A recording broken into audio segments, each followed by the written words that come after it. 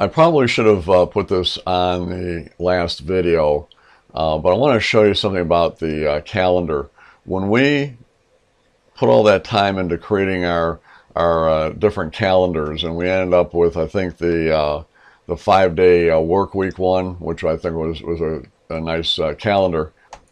What's going to happen is that when you go and create a brand new project, that calendar is not going to be available. So to give you an example here, I'm going to go ahead and just click on the file and hit new and just start with a blank new project here, okay?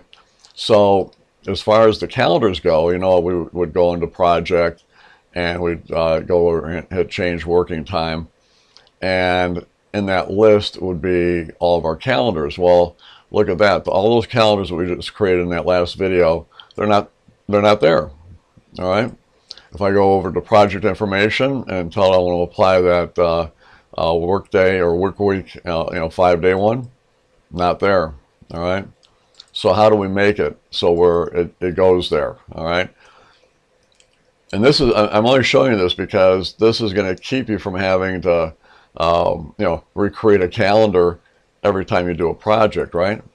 So we're going to go back over into the File tab. So what you do is you're on the file that has the calendar in it, okay? And you're going to go back into the File tab, and you go to this thing here called Organize Global Template. We'll click on the calendars, all right? And here is the file that we're on right now, and these are all the calendars that are in there. This is the global template. This is what you start out with initially every time you do a brand new project, right? So what we're going to do is we're going to take this calendar here, hit copy, and that's it.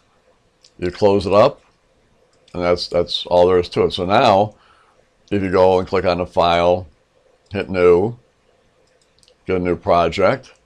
Now, if you go to your project information and click onto here, there's your 5-day, just like that. So it's a minor thing, but it's a real time saver to have that like that. So keep that in mind when you're doing your project. So appreciate you watching the video. Take care.